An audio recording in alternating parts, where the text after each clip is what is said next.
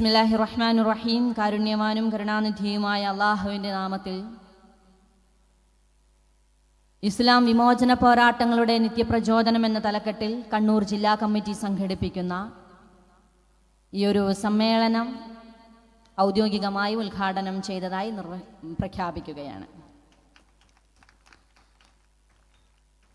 തീർച്ചയായിട്ടും GIO കേരളയെ സംബന്ധിച്ചിടത്തോളം ഇത് ചരിത്രത്തിൽ എന്നും അടയാളപ്പെടുത്തുന്ന ഒരു മനോഹരമായ മുഹൂർത്തം തന്നെയാണ്. നേരത്തെ ഇവിടെ സൂചിപ്പിച്ചതുപോലെ ഈ 2024 മുസ്ലിം പെണ്ണ് എന്നത് സമൂഹത്തിന് മുൻപിൽ വലിയ ഒരു ചോദ്യചിഹ്നമായി മാറുന്ന കാലത്ത് ആരാണ് മുസ്ലിം സ്ത്രീ എന്നും എന്താണ് ഇസ്ലാം മുസ്ലിം സ്ത്രീയെ കുറിച്ച് പറഞ്ഞിട്ടുള്ളതെന്നും അവൾ നിർവഹിക്കേണ്ടുന്ന കടമ എന്തെന്നതും കൃത്യമായിട്ട് ജീവിതത്തിലൂടെ വരച്ചു കാണിച്ച 40 വർഷക്കാലത്തെ ആഘോഷിക്കുകയാണ് യഥാർത്ഥത്തിൽ GIO കേരള ഇവിടെ ചെയ്തുകൊണ്ടേയിരിക്കുന്നത്. വെറും വാക്കുകൾ കൊണ്ട് കസർത്ത് നടത്തുക എന്നതിനപ്പുറത്തേക്ക് ജീവിതം കൊണ്ട് ജീവിച്ചു കാണിക്കുക എന്ന് പറയുന്നത് അത്ര നിസ്സാരമായ കാര്യമല്ല. കേരളത്തിൻ്റെ മുക്കുമൂലകളിൽ എന്താണ് ഇസ്ലാമെന്നും എന്താണ് ഒരു പെണ്ണിന് ചെയ്യുവാനുള്ളതെന്നും കാലങ്ങളായി ഈ ഇസ്ലാമിക പ്രസ്ഥാനം പറഞ്ഞുകൊണ്ടേയിരിക്കുന്നുണ്ട്. അതതിൻ്റെ മനോഹരമായ ആവിഷ്കാരം നടത്തിക്കൊണ്ടേയിരിക്കുന്നുണ്ട്. ചിലപ്പോൾ ആളുകളുടെ നെറ്റി ചുളിച്ചുകൊണ്ട് മുസ്ലിം സ്ത്രീകൾക്ക് നേരെ നോക്കിക്കൊണ്ട് പലരും, അത് ദൃശ്യമാധ്യമങ്ങളിലൂടെ ആവട്ടെ, റീൽസുകളിലൂടെ ആവട്ടെ, സോഷ്യൽ മീഡിയകളിലൂടെ ആവട്ടെ, ചില മൂർത്ത ചോദ്യങ്ങൾക്ക് മുമ്പിൽ അടിപതറാതെ ഇസ്സത്തോടുകൂടി തലയുയർത്തി പിടിച്ചുകൊണ്ട് മറുപടി പറയുന്ന ഒരു പെൺകൂട്ടമായിട്ട് 40 വർഷക്കാലം കേരളീയ സമൂഹത്തിൽ GIO കേരള ഉണ്ട് എന്നത് തന്നെയാണ് അതിൻ്റെ ചരിത്രത്തിൻ്റെ വലിയ വിജയമെന്ന് തീർച്ചയായിട്ടും ഞാൻ മനസ്സിലാക്കുന്നു. നമുക്കറിയാം, നമ്മൾ അഭിമാനത്തോടു കൂടെയാണ് ഈ ചരിത്ര മുഹൂർത്തത്തെയും നെഞ്ചേറ്റുന്നത്. എന്തുകൊണ്ടാണെന്നാൽ വിമോചനത്തിനെ കുറിച്ച് സംസാരിക്കുന്ന ഒരു പെണ്ണിനെ കുറിച്ച് സാധാരണ പറയുമ്പോൾ ആളുകൾ ചോദിക്കും, എന്താണ് ഇസ്ലാമിക സമൂഹത്തിൽ ഒരു പെണ്ണിനുള്ള സ്ഥാനം? നിങ്ങൾ എങ്ങനെയാണ് വിമോചനത്തെക്കുറിച്ചും സ്വാതന്ത്ര്യത്തെക്കുറിച്ചും സംസാരിക്കുക? നിങ്ങൾ അടിമത്തത്തെക്കുറിച്ച് മാത്രം സംസാരിക്കേണ്ടവരാണ്. നിങ്ങൾ പൗരോഹിത്യത്തിൻ്റെ അടിമത്തത്തെക്കുറിച്ച്, മതത്തിനുള്ളിലെ അടിമത്തത്തെക്കുറിച്ച് മാത്രം, ഭർത്താവിൻ്റെ അടിമത്തത്തെക്കുറിച്ച്, കുടുംബത്തിൽ നിങ്ങൾ അനുഭവിച്ചു കൊണ്ടിരിക്കുന്ന അടിമത്തത്തെക്കുറിച്ച് മാത്രമല്ലേ നിങ്ങൾ സംസാരിക്കേണ്ടത്? നിങ്ങൾക്കെങ്ങനെയാണ് വിമോചനത്തെക്കുറിച്ച് സംസാരിക്കുവാൻ സാധിക്കുന്നത് എന്ന ചോദ്യത്തിൽ നിന്ന് തന്നെയാണ് തീർച്ചയായിട്ടും ഇസ്ലാമിനെ കുറിച്ചും വിമോചനത്തെക്കുറിച്ചും സ്വാതന്ത്ര്യത്തെക്കുറിച്ചും GIO സംസാരിച്ചു കൊണ്ടിരിക്കുന്നത്. നമുക്കറിയാം, കുറച്ചു കാലങ്ങളായിട്ട് നമുക്ക് മുമ്പിൽ ഉയർന്നു വന്നുകൊണ്ടേയിരിക്കുന്ന ചില ചോദ്യങ്ങളുണ്ട്. നിങ്ങൾ മൗദൂദികളല്ലേ എന്നതായിരിക്കും ചോദ്യം. അധിനിവേശ സമരങ്ങൾക്കെതിരെ പോരാടിയിരിക്കുന്ന ഒരുപാട് സ്ത്രീകളുടെ ചരിത്രമുറങ്ങുന്ന കേരളത്തിൻ്റെ മണ്ണിൽ ജീവിച്ചു കൊണ്ടിരിക്കുന്ന ആളുകളാണ് നമ്മൾ. പക്ഷെ എന്നിട്ട് പോലും നമ്മൾ കാണിക്കേണ്ടി വരുന്നു, ഞങ്ങളുടെ ചരിത്രത്തിനുള്ളിലെ ഒരുപാട് വനിതാ രത്നങ്ങളുണ്ട്. അവർ സ്വാതന്ത്ര്യ സമരത്തിൽ പങ്കെടുത്തവരാണെന്നും മലബാർ സമരത്തിൽ ധീരമായ വിപ്ലവകരമായ ചുവടുവെച്ചവരാണെന്നും നമ്മൾ പിന്നെയും പറയേണ്ടി വരുന്നത് നമ്മൾ ധരിച്ചിരിക്കുന്ന ഹിജാബും നമ്മൾ ധരിച്ചിരിക്കുന്ന ഇസ്ലാമിക വേഷവും കാരണമാണ് എന്നുള്ളതിനെ കുറിച്ചും കൃത്യമായ ധാരണ തീർച്ചയായിട്ടും GIOവിൻ്റെ പെൺകുട്ടികളുണ്ടെന്ന് ഞാൻ മനസ്സിലാക്കുന്നു. കാരണം നമ്മൾ ധരിച്ചിരിക്കുന്ന വസ്ത്രം തന്നെ ഒരു വലിയ പ്രശ്നമാകുന്ന കാലത്ത് കൂടിയാണ് നമ്മൾ ജീവിച്ചു കൊണ്ടിരിക്കുന്നത്, അല്ലേ? കണ്ണൂരിനെ സംബന്ധിച്ചിടത്തോളം ഈയിടെ ഇറങ്ങിയ ഒരു പുസ്തകത്തിൽ മുസ്ലിം സ്ത്രീകളെ കുറിച്ച് പറയുന്നുണ്ട്. നവോത്ഥാന സംഘടനകൾ അവരെ വളർത്തിയെന്ന് തന്നെയാണ് പറയുന്നത്. പക്ഷെ അപ്പോഴും നിങ്ങളൊന്ന് ആലോചിച്ച് നോക്കുക, ഇവിടെ വ്യായാമം നടത്തുവാൻ ഒരു സംഘമുണ്ട് എങ്കിൽ അതിന് പിന്നിലും ജമാഅത്തെ ഇസ്ലാമി എന്ന പ്രസ്ഥാനമാണെന്ന് പറയുമ്പോൾ, ഒരു പുഴയിൽ കുടുങ്ങിയ ആനയെക്കുറിച്ച് സംസാരിക്കുമ്പോഴും അതിന് പിന്നിൽ ജമാഅത്തെ ഇസ്ലാമി എന്ന് പറയുന്നതിന് പിന്നിലുള്ള രസകരമായ തമാശയെക്കുറിച്ച് കൂടിയാണ് നമ്മളിന്ന് സംസാരിക്കുന്നത്. രാഷ്ട്രീയ ലോകം അത്രമാത്രം അധപ്പതിച്ചു പോയോ? നമ്മെ ഭരിച്ചുകൊണ്ടിരിക്കുന്ന ഒരു രാഷ്ട്രീയ പാർട്ടി പറഞ്ഞുകൊണ്ടിരിക്കുന്നത് ഏത് ചരിത്ര വസ്തുതയുടെ അടിസ്ഥാനത്തിലാണ് എന്ന് തീർച്ചയായിട്ടും നമ്മൾ വളരെ ആവേശത്തോടു കൂടിയാണ് ചിന്തിച്ചു കൊണ്ടേയിരിക്കുന്നത്. എന്തുകൊണ്ടായിരിക്കാം ജമാഅത്തെ ഇസ്ലാമി എന്ന ഇസ്ലാമിക പ്രസ്ഥാനം, അതിൻ്റെ വർത്തമാനങ്ങളും അതിൻ്റെ ചുവടുവെപ്പുകളും എന്തുകൊണ്ടായിരിക്കും പ്രതിക്കൂട്ടിൽ നിർത്തപ്പെടുന്നത് എന്ന് ചോദിച്ചാൽ നമ്മൾ മനസ്സിലാക്കേണ്ടുന്ന ചില കാര്യങ്ങളുണ്ട്. കുറച്ചു കാലങ്ങൾക്ക് മുമ്പാണ് ഇവിടെ തീവ്രവാദ കുറ്റം ആരോപിച്ചുകൊണ്ട് നിങ്ങളുടെ മകൻ മരണപ്പെട്ടിരിക്കുന്നു, നിങ്ങളുടെ മകൻ തീവ്രവാദിയായിരുന്നു എന്ന് പറഞ്ഞപ്പോൾ കണ്ണൂരിൽ ഒരു ഉമ്മ പറഞ്ഞ ഒരു ഡയലോഗുണ്ട്. കേരളക്കാരെ ഒട്ടാകെ അത് ഏറ്റുപിടിച്ചിരുന്നു ഒരു സമയത്ത്. എൻ്റെ മകൻ തീവ്രവാദിയാണെങ്കിൽ അവൻ്റെ മുഖം എനിക്ക് കാണേണ്ടതില്ല എന്ന് കണ്ണൂരിലെ ഒരു ഉമ്മ പറഞ്ഞത് നാടൊട്ടുക്കും ആഘോഷമാക്കിയത് നമ്മളാരും മറന്നിട്ടുണ്ടാവില്ല. കാലം കുറച്ചുകൂടി മുന്നോട്ട് പോയപ്പോൾ തൻ്റെ അടിവേരിന് തന്നെ പ്രശ്നമാണെന്നും തൻ്റെ തട്ടവും തൻ്റെ വേരും തൻ്റെ ജനിച്ച സ്ഥലവും തൻ്റെ ഉപ്പാപ്പമാരുടെ പേരും തന്നെ പ്രശ്നമാണ്. ഈ ഇന്ത്യ മഹാരാജ്യത്ത് ഞാൻ ജീവിക്കണമെങ്കിൽ എൻ്റെ ഒരു പേര് പ്രശ്നമാണ്, എൻ്റെ വേര് തന്നെ അറുത്തു മാറ്റപ്പെടുമെന്നറിഞ്ഞപ്പോഴാണ് CAA NRC സമരങ്ങൾ ഉണ്ടായത്. ഞാൻ നേരത്തെ സൂചിപ്പിച്ചതുവല്ലോ, നിങ്ങൾ മതേതരത്തിൻ്റെ ആളുകളാണ്, നിങ്ങൾ സെക്യുലറിസ്റ്റിൻ്റെ ആളുകളാണ്, നിങ്ങൾ ഇവിടെയുള്ള ജനാധിപത്യ വിശ്വാസികളാണ്, അതുകൊണ്ട് നിങ്ങൾ ദേശസ്നേഹികളാണ് എന്ന് പറഞ്ഞ് കണ്ണൂരിലെ ഉമ്മയുടെ വർത്തമാനത്തെ ആഘോഷിച്ചവർ പക്ഷേ CAA NRC സമരത്തിലെ ഹിജാബിട്ട പെൺകുട്ടികളുടെ ഇടപെടൽ കണ്ടപ്പോൾ പറഞ്ഞത് വേറൊരു കമൻ്റാണെന്ന് നമ്മളൊന്ന് ഓർക്കണം. അവർ പറഞ്ഞ കമന്റ് അതാ, ജിഹാദികൾ CAA NRC പൗരത്വ പ്രക്ഷോഭ സമരത്തിലേക്ക് നുഴഞ്ഞു കയറുന്നു എന്ന കമന്റായിരുന്നു ഇവിടെയുള്ള ഇടതുപക്ഷ സർക്കാർ അടക്കം പറഞ്ഞത്. അതാണ് പിന്നീട് പ്രധാനമന്ത്രി അടക്കം പാർലമെന്റിൽ എടുത്തുദ്ധരിച്ച വർത്തമാനമെന്നതും നമ്മൾ ഓർത്തു വെക്കേണ്ടതുണ്ട്. ഇവിടെ GIO കേരളക്ക് ഒരു ചരിത്രമുണ്ട്. ഞാൻ ഓർത്തു വെക്കുന്ന ചരിത്രം എന്ന് പറഞ്ഞാൽ അതിനു മുമ്പും ധാരാളം പ്രക്ഷോഭങ്ങൾ ഹിജാബിന് വേണ്ടി നടന്നിട്ടുണ്ട്. 2013 അത് തിരുവനന്തപുരത്തെ കളക്ട്രേറ്റ് മൈതാനിയിൽ അതിന് കളക്ട്രേറ്റിൻ്റെ മുമ്പിൽ സെക്രട്ടേറിയറ്റിന് മുമ്പിൽ നടന്ന ഒരു ധർണയുണ്ട്. SIയും സോളിഡാരിറ്റിയും GIOവും നടത്തിയ സമരമായിരുന്നു അത്. അവിടെ ഒരു സർക്കുലർ കത്തിച്ചുകൊണ്ട് അവർ നടത്തിയ സമരമുണ്ട്. അതിനുശേഷം വനിതാ കമ്മീഷനും മനുഷ്യാവകാശ കമ്മീഷനും GIO കേരള സമർപ്പിച്ച പരാതികളുണ്ട്. കേരളത്തിലെ തന്നെ 36ഓളം സ്ഥാപനങ്ങളിൽ ഇന്നതിൻ്റെ എണ്ണം ചിലപ്പോൾ കൂടിയിട്ടുണ്ടാകാം. ഒരുപാട് വിദ്യാഭ്യാസ സ്ഥാപനങ്ങളിൽ മുസ്ലിം പെൺകുട്ടികൾക്ക് ഹിജാബിട്ട് കയറുവാൻ പെർമിഷൻ ഇല്ല എന്നും, അഥവാ ഹിജാബിട്ട് ഒരു പെൺകുട്ടി വിദ്യാഭ്യാസ സ്ഥാപനത്തിൻ്റെ ഉള്ളിലേക്ക് പ്രവേശിക്കുകയാണെങ്കിൽ ഗേറ്റ് വരെ മാത്രമേ അവൾക്ക് പ്രവേശനാനുമതിയുള്ളൂ.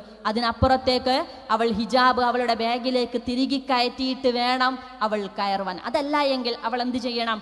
അവൾ കൃത്യമായിട്ട് ഹിജാബ് ധരിക്കുന്നതിൻ്റെ പേരിൽ അവർക്ക് ഒരു ചില്ലറ കൊടുക്കണമെന്നതാണ്. അതല്ല എങ്കിൽ അവരെ അസംബ്ലിയിൽ നിന്ന് മാറ്റി നിർത്തപ്പെടും. യൂണിഫോം ധരിക്കാത്ത പഠിക്കാത്ത കുട്ടികൾക്ക് കൊടുക്കുന്ന പണിഷ്മെന്റ് എന്ന പോലെ അവളെ മാറ്റി നിർത്തുമ്പോൾ അവൾ അനുഭവിച്ച മാനസികമായ പ്രയാസത്തിനെ കുറിച്ച് GIO വാതോരാതെ സംസാരിച്ചപ്പോഴും എവിടെയായിരുന്നു മുസ്ലിം പെൺകുട്ടികളുടെ പുരോഗമനത്തിന് വേണ്ടി വർത്തമാനം പറയുന്നവർ, എവിടെയായിരുന്നു എന്ന ക്വസ്റ്റ്യൻ വീണ്ടും വീണ്ടും GIO കേരള ഉയർത്തിക്കൊണ്ടേയിരുന്നു. അതുകൊണ്ട് നിങ്ങളുടെ ഐഡന്റിറ്റി മാറ്റിവെച്ച് നിങ്ങൾ പുരോഗമനത്തെക്കുറിച്ച് സംസാരിക്കണമെന്ന് പറയുന്നതിനെ തീർച്ചയായിട്ടും നെഞ്ചുറപ്പോടുകൂടി ചോദ്യം ചെയ്യുവാനാണ് യഥാർത്ഥത്തിൽ ഇസ്ലാമിക പ്രസ്ഥാനത്തിന് സാധിച്ചത്. അതുകൊണ്ട് തങ്ങളുടെ ഐഡന്റിറ്റി മാറ്റിവെച്ചുകൊണ്ട്, അതുകൊണ്ടല്ലാണല്ലോ പറഞ്ഞത് മലബാറിലെ മലപ്പുറത്തെ പെൺകുട്ടികളെ ഹിജാബ് ഊരുവാനും അങ്ങനെ പുരോഗമനത്തിലേക്ക് നയിച്ചത് ഞങ്ങളാണെന്ന് നമ്മളെ ഭരിച്ചുകൊണ്ടിരിക്കുന്ന ഒരു പാർട്ടിയുടെ സമുന്നതനായ ഒരു നേതാവ് പറയുന്നത് എത്രമാത്രം സങ്കടകരമായ ഒരു അവസ്ഥയാണെന്ന് നമ്മളൊന്ന് ആലോചിച്ച് നോക്കുക. മുസ്ലിം പെണ്ണിന്റെ പുരോഗമനത്തിന് വേണ്ടി ഫ്ലാഷ് മോബ് കളിക്കാൻ ഞങ്ങളുണ്ട്. എന്നാലോ മുസ്ലിം പെൺകുട്ടി ഉയരത്തിലേക്ക് എത്തണമെങ്കിൽ അവൾ ഹിജാബ് ഊരിയിട്ട് അവളുടെ ഐഡന്റിറ്റിയെ പണയം വെച്ചുകൊണ്ട് മാത്രമേ മുന്നോട്ട് പോകുവാൻ സാധ്യമാവൂ എന്ന് പറയുന്ന തിട്ടൂരത്തോട് യെസ് പറയുവാൻ യഥാർത്ഥത്തിൽ GIO ഒരിക്കലും സമ്മതിച്ചിരുന്നില്ല എന്നത് തന്നെയാണ് അതിൻ്റെ ചരിത്രത്തിലെ വലിയ ഓരോ സംഭവം എന്ന് തീർച്ചയായിട്ടും ഞാൻ വിശ്വസിക്കുന്നു. തീർച്ചയായിട്ടും എൻ്റെ പ്രിയ സഹോദരിമാർക്ക് അതുകൊണ്ട് തന്നെ അഭിമാനിക്കാം. ഇവിടെ ഇസ്ലാമിക പ്രസ്ഥാനം യഥാർത്ഥത്തിൽ ജമാഅത്തെ ഇസ്ലാമി എന്ന് പറയുന്ന ഇസ്ലാമിക പ്രസ്ഥാനം സമൂഹത്തോട് പറഞ്ഞുകൊണ്ടേയിരിക്കുന്നത്, നിങ്ങൾ മനോഹരമായ ജീവിത വ്യവസ്ഥയെക്കുറിച്ച്, ഇസ്ലാം നമുക്ക് പഠിപ്പിച്ചു തരുന്ന ജീവിത വ്യവസ്ഥയെക്കുറിച്ച് കൂടി സംസാരിക്കണം. അപ്പോൾ പലതിനെയും കുറിച്ച് സംസാരിക്കേണ്ടി വരും. രാഷ്ട്രീയത്തെക്കുറിച്ച് സംസാരിക്കേണ്ടി വരും, സാമൂഹിക ജനസേവനത്തെക്കുറിച്ച് സംസാരിക്കേണ്ടി വരും, നമ്മളുടെ വസ്ത്രത്തെക്കുറിച്ച് സംസാരിക്കേണ്ടി വരും, നമ്മളുടെ പെരുമാറ്റത്തെക്കുറിച്ച് സംസാരിക്കേണ്ടി വരും, നമ്മളുടെ സാമ്പത്തികമായ കൊടുക്കൽ വാങ്ങലുകളെ കുറിച്ച് സംസാരിക്കേണ്ടി വരും. നമ്മളൊന്ന് ആലോചിച്ച് നോക്കുക.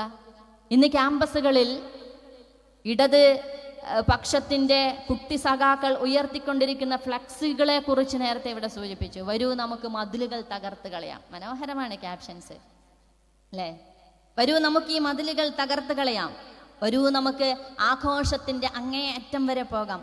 വൈകിട്ടെന്താ പരിപാടി എന്ന് ചോദിച്ചാൽ ഒന്ന് കുപ്പി പൊട്ടിക്കുകയല്ലേ എന്ന് ചോദിച്ചാൽ എന്താണ് അതിൻ്റെ അർത്ഥമെന്നതും ആഘോഷിക്കുകയും ആനന്ദിക്കുകയും അങ്ങേയറ്റത്തെ സന്തോഷത്തിൻ്റെ അങ്ങേയറ്റത്തേക്ക് കൊണ്ടുപോകുന്ന ഒരു വിദ്യാർത്ഥി കൂട്ടത്തെ വീണ്ടും വീണ്ടും ക്ഷണിച്ചു കൊണ്ടിരിക്കുന്ന ലിബറൽ സമൂഹത്തിൽ നിന്നും മാറിക്കൊണ്ട് ഞങ്ങൾക്കതിന് താല്പര്യമില്ല എന്ന് പറയുന്നതിനെ ചെറിയ മനക്കെട്ടിയൊന്നും പോരാ എന്നതാണ് നിലവിലെ ക്യാമ്പസ് ജീവിതം തീർച്ചയായിട്ടും നമ്മളോട് പറഞ്ഞുകൊണ്ടേയിരിക്കുന്നത്. ഞാൻ അതിനില്ല എന്ന് പറയുവാൻ ഒരു പെണ്ണ് കാണിക്കേണ്ടുന്ന ആർജവം ചെറുതല്ല. നിങ്ങളൊന്ന് ആലോചിച്ച് നോക്കുക.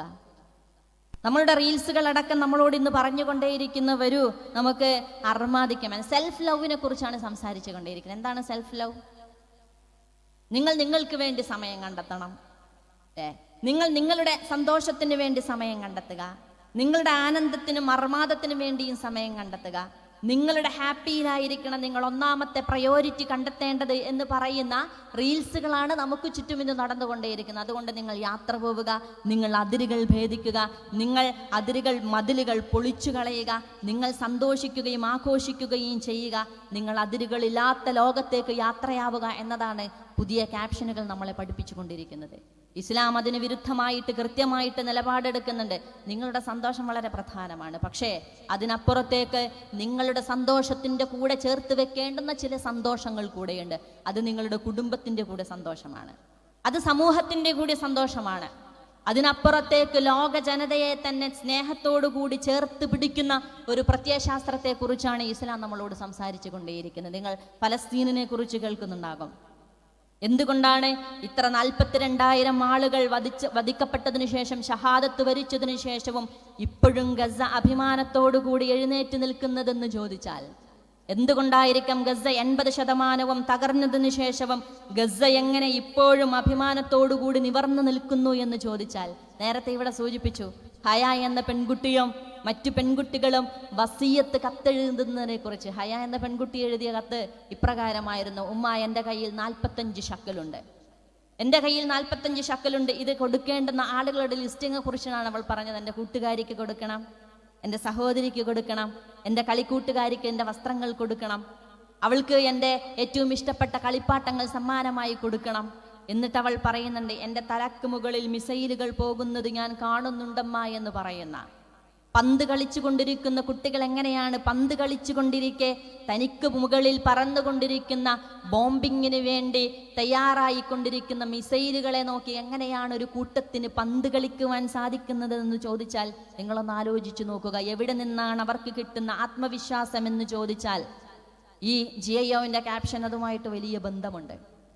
നിങ്ങൾ ഏതൊരു മനുഷ്യന് വേണ്ടിയിട്ടാണോ നിങ്ങൾ നിങ്ങളെ തന്നെ അടിമയാക്കി വെച്ചിട്ടുള്ളത്? നിങ്ങൾ നിങ്ങളുടെ തന്നെ അടിമയാണോ?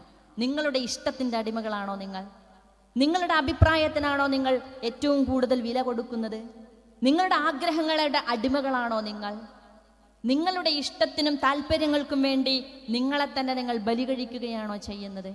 അതിനപ്പുറത്തേക്ക് അള്ളാഹുവിൻ്റെ അടിമകളാവുക, എല്ലാ അടിമത്വത്തിൽ നിന്നും രക്ഷപ്പെട്ട് അള്ളാഹുവിൻ്റെ മാത്രം അടിമയായിരിക്കുവാൻ വേണ്ടി ഇസ്ലാം നമ്മളെ ക്ഷണിച്ചുകൊണ്ടേയിരിക്കുകയാണ്. ആരുടെ അടിമയാണ് നിങ്ങളെന്നത് വളരെ പ്രസക്തമായ ചോദ്യമാണ്. ആരുടെ അടിമയാണ് നമ്മൾ? അതുകൊണ്ടാണ് നമ്മൾ ദീർഘമായി സംസാരിച്ചു കൊണ്ടേയിരിക്കുന്നത് ഹിജാബിനെ കുറിച്ച്, നമ്മളുടെ ഐഡന്റിറ്റിയെ കുറിച്ച്, നമ്മളുടെ ആരാധനാ കർമ്മങ്ങളെ കുറിച്ച്, നമ്മളുടെ വിദ്യാഭ്യാസത്തിനെ കുറിച്ച്. നിങ്ങളൊന്ന് ആലോചിച്ച് നോക്കുക. ഇവിടെ GIOവിൻ്റെ ചരിത്രം എടുത്ത് പരിശോധിച്ചു നോക്കിയാൽ കാസർഗോഡ് മുതൽ തിരുവനന്തപുരം വരെ 1960കളുടെ സമയത്ത് തന്നെ മദ്യനിരോധനത്തിനെതിരെയും സ്ത്രീധനത്തിനെതിരെയും ഒരു കേരള യാത്ര നടത്തിയ ഒരു ചരിത്രം GIOവിനുണ്ട്. നിങ്ങളൊന്ന് ആലോചിച്ച് നോക്കുക. നിങ്ങൾ 6-ാം നൂറ്റാണ്ടിൽ നിന്നും എഴുന്നേറ്റ് വന്നവരല്ലേ എന്ന് ചോദിക്കുന്നവരാണ് ഇപ്പോഴും നമ്മളുടെ കൂടെയുള്ളത്. നിങ്ങൾ 6-ാം നൂറ്റാണ്ടിൽ നിന്നും എഴുന്നേറ്റ് വന്നത് കൊണ്ടാണ് ഇപ്പോഴും നിങ്ങൾക്ക് ബസ് കിട്ടാത്തത് കൊണ്ടാണ് നിങ്ങളിങ്ങനെ ഹിജാബ് ഇട്ട് നടക്കുന്നത്. അതുകൊണ്ടാണ് നിങ്ങൾക്ക് അനന്തരാവകാശം ഈക്വലായിട്ട് വേണമെന്ന് പറയാൻ തോന്നാത്തത്. എന്താണ് അനന്തരാവകാശ നിയമവുമായി ബന്ധപ്പെട്ട ഇസ്ലാമിൻ്റെ വിധി? നമ്മൾക്ക് മുമ്പിൽ ക്വസ്റ്റ്യൻസ് വന്നുകൊണ്ടേയിരിക്കും. നിങ്ങൾ എന്താണ് ഇസ്ലാമിൻ്റെ അടിമത്വത്തിൽ നിന്നും രക്ഷപ്പെടാത്തത് എന്ന് പറയുമ്പോൾ ചോദ്യങ്ങൾ പിന്നെയും വന്നുകൊണ്ടേയിരിക്കും. അപ്പോൾ ചോദിക്കും, അനന്തരാവകാശവുമായി ബന്ധപ്പെട്ട എന്താണ്? കേരളത്തിലെ പല ക്യാമ്പസുകളിലെയും പ്രത്യേകിച്ച് മുസ്ലിം പെൺകുട്ടികളോടും ചോദിച്ചപ്പോൾ ചില പെൺകുട്ടികൾ പറഞ്ഞ മറുപടിയുണ്ട്, ഞങ്ങൾക്ക് അനന്തരാവകാശം ഈക്വലായിട്ട് വിധിക്കണമെന്നാണ് ഞങ്ങൾക്ക് ആഗ്രഹം. ഏക സിവിൽ കോഡ് വരണമെന്നല്ല, പക്ഷേ അനന്തരാവകാശം ഈക്വലായിട്ട് നടത്തണമെന്നാണ് അവർ പറഞ്ഞത്. അതിനെന്താണ് കാരണമെന്ന് ചോദിച്ചാൽ നിങ്ങളൊന്ന് ആലോചിച്ച് നോക്കുക.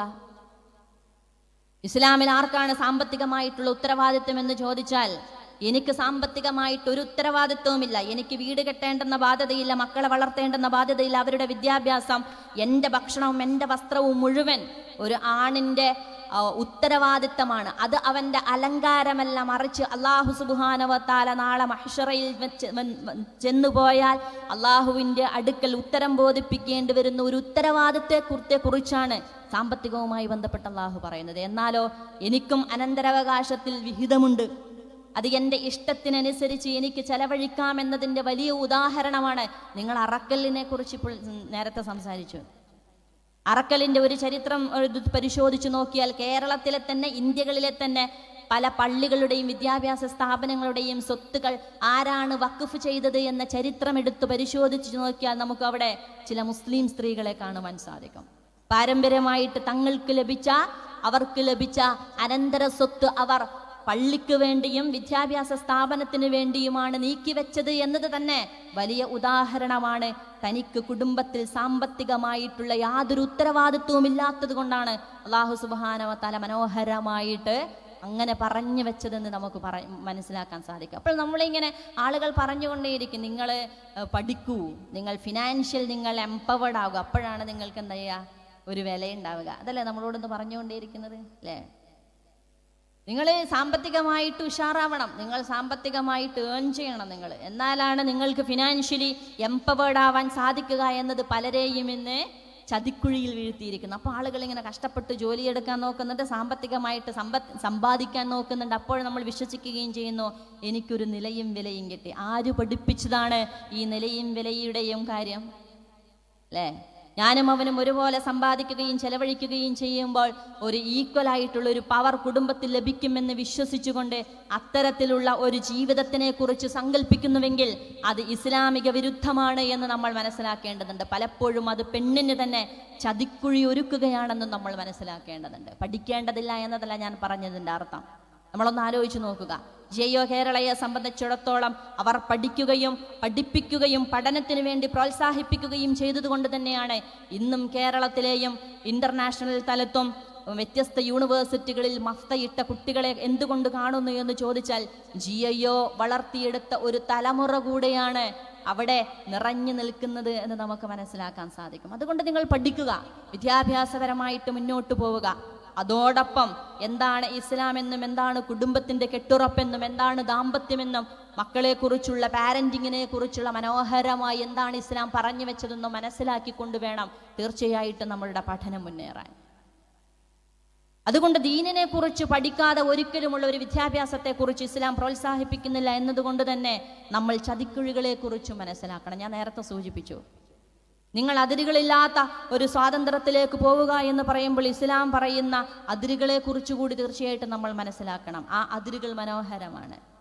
ഇന്ന് ആളുകളോട് ചോദിച്ചാൽ അവർക്ക് ബെസ്റ്റിയും ലവറും ഉണ്ടാവും അല്ലേ? അതിന് ഇടയിലുള്ള നൂൽപ്പാലത്തെ കുറിച്ച് നമ്മളൊന്ന് ആലോചിച്ച് നോക്കുക. ഇസ്ലാം ഒരു ബെഞ്ചിൽ ഒരു ആൺകുട്ടിയും പെൺകുട്ടിയും ഇരുന്നാൽ എന്താ ഭൂകമ്പം സംഭവിക്കുമോ എന്നാണ് ആളുകളുടെ ചോദ്യം. നിങ്ങൾ എന്തിനാണ് ആൺകുട്ടിയെയും പെൺകുട്ടിയെയും ഇങ്ങനെ വേർതിരിച്ച് വളർത്തുന്നത്? അല്ലെങ്കിൽ നിങ്ങൾ എന്തിനാണ് അവർക്കിടയിൽ ചില മതിലുകൾ തീർത്തിരിക്കുന്നത്? അത് ഡിസ്ക്രിമിനേഷൻ എന്നല്ല എന്നാണ് ചോദ്യം. ആൺകുട്ടിയും പെൺകുട്ടിയും ഒരേ ബെഞ്ചിലിരിക്കുമ്പോൾ സാധിക്കുന്ന സ്വാതന്ത്ര്യത്തെക്കുറിച്ചല്ല ഒരിക്കലും ഇസ്ലാം നമ്മളോട് സംസാരിക്കുന്നത്. മറിച്ച് മഹാനായ പ്രവാചകൻ സല്ലല്ലാഹു അലൈഹി വസല്ലമ സ്വഹാബാക്കൾക്ക് പഠിപ്പിച്ചു കൊടുക്കുന്നുണ്ട്, നിങ്ങളുടെ വീട്ടിൽ ഒരു ആൺകുട്ടിയും പെൺകുട്ടിയും ഉണ്ടായി എന്നിരിക്കട്ടെ, ആ ആൺകുട്ടിക്ക് പെൺകുട്ടിയേക്കാൾ കൂടുതൽ ഒരു പരിഗണനയും നിങ്ങൾ കൊടുത്തിട്ടില്ല. രണ്ടുപേരുടെയും നീതിപൂർവ്വം നിങ്ങളെ വളർത്തുകയും സംസ്കാര സമ്പന്നരാക്കുകയും ചെയ്താൽ അവർക്ക് സ്വർഗമുണ്ട് എന്ന് മഹാനായ പ്രവാചകൻ സല്ലല്ലാഹു അലൈഹി വസല്ലമ പറയുന്നുണ്ട്. അപ്പോൾ അവിടെ ജെൻഡർ ഡിസ്ക്രിമിനേഷനെ കുറിച്ചല്ല, ജെൻഡർ ജസ്റ്റിസിനെ കുറിച്ചാണ് സംസാരിക്കുന്നത്. നിങ്ങൾ മാതൃത്വത്തെ കുറിച്ചൊന്ന് ആലോചിച്ച് നോക്കുക.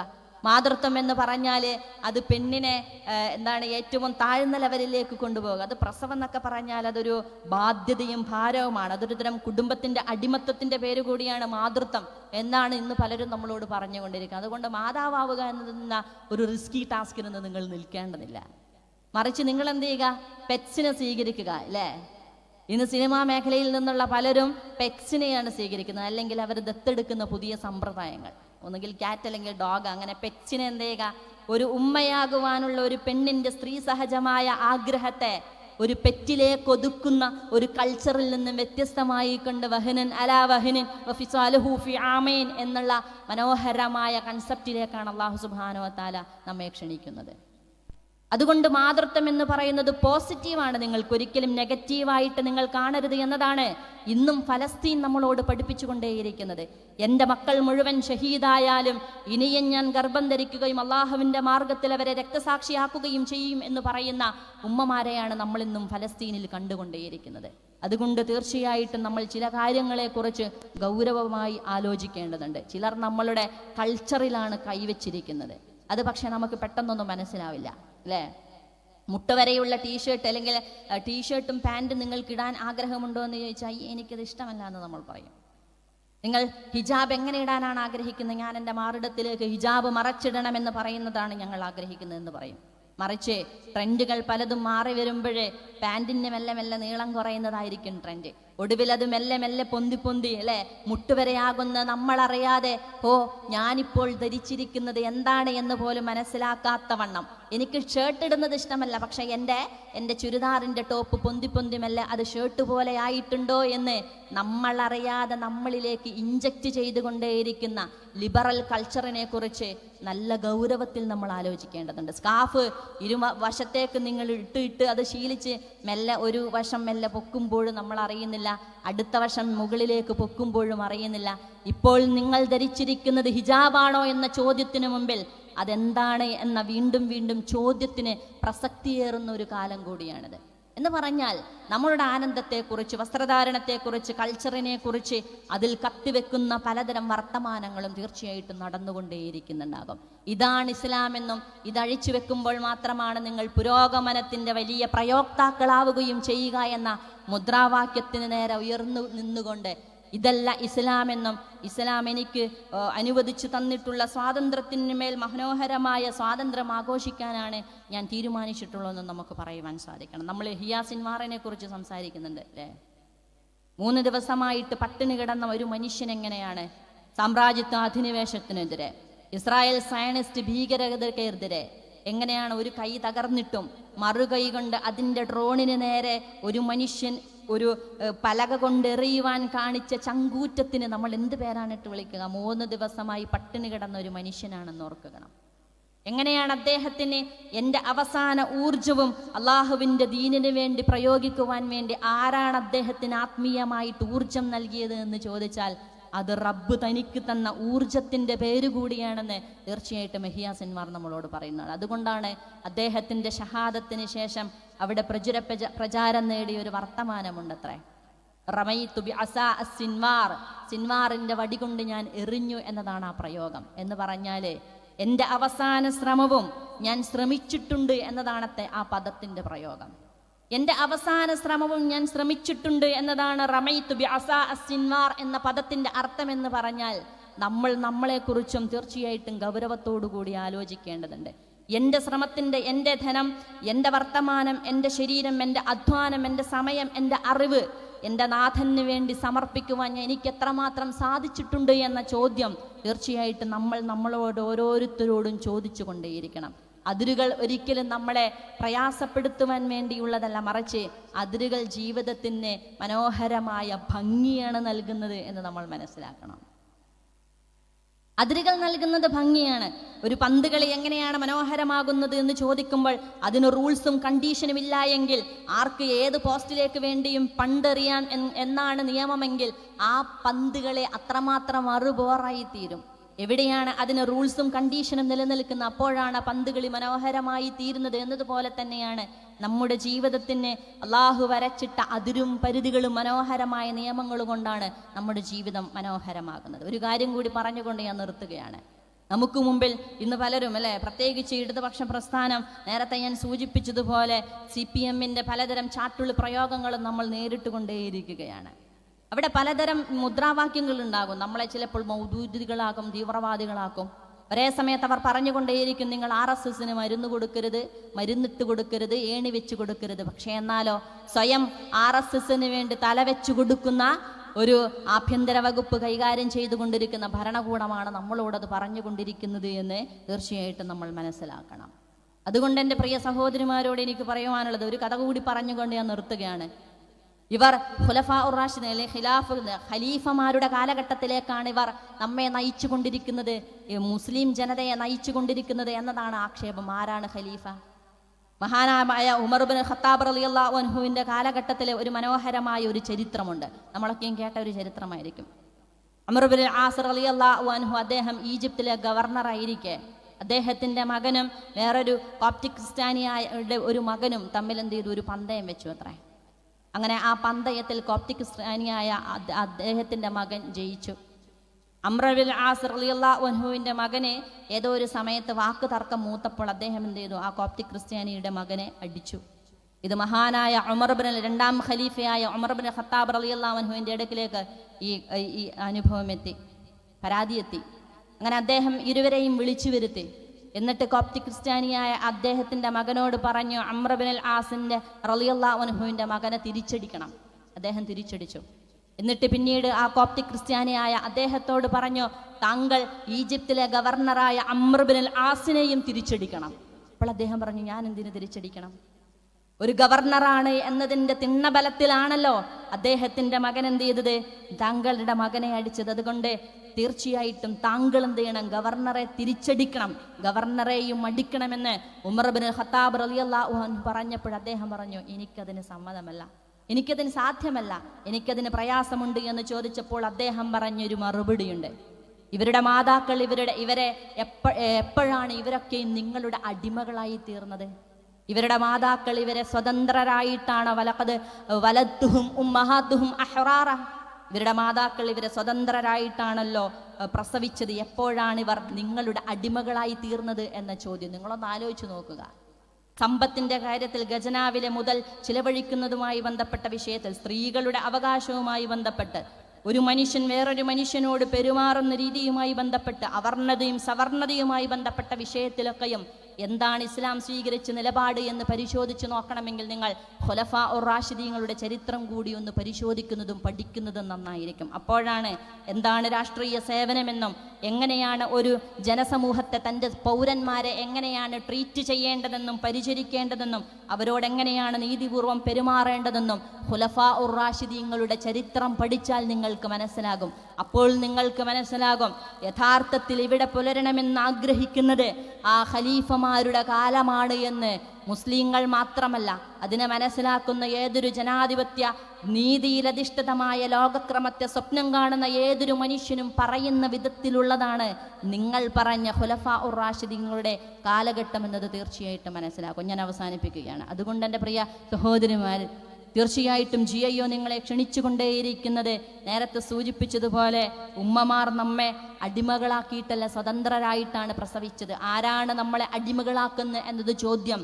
വിമോചനത്തിനെ കുറിച്ചുള്ള ചോദ്യം, സ്വാതന്ത്ര്യത്തെക്കുറിച്ചുള്ള ചോദ്യം, നീതിയെക്കുറിച്ചുള്ള ചോദ്യം വീണ്ടും വീണ്ടും ഉയർത്തിക്കൊണ്ട് ഇസ്ലാമിൻ്റെ പ്രത്യയശാസ്ത്രത്തെ, ആദർശത്തെ മറ്റുള്ളവർക്ക് പകർന്നു കൊടുക്കുവാനും ജീവിതത്തിൽ പകർത്തുവാനും സാധിക്കട്ടെ എന്ന് ആത്മാർത്ഥമായി പ്രാർത്ഥിച്ചുകൊണ്ട്, അതിന് നിങ്ങളോട് ആഹ്വാനം ചെയ്തുകൊണ്ട്, എല്ലാവിധ വിപ്ലവ അഭിവാദ്യങ്ങളും നേർന്നുകൊണ്ട് ഞാൻ എൻ്റെ വാക്കുകൾ അവസാനിപ്പിക്കുകയാണ്. വാഖിറു ദഅ്വാനാ അനിൽ ഹംദുലില്ലാഹി റബ്ബിൽ ആലമീൻ. അസ്സലാമു അലൈക്കും വറഹ്മത്തുള്ളാഹി വബറകാതുഹു. മുസ്ലിം പെണ്ണിൻ്റെ അന്തസ്സിനെ കുറിച്ചും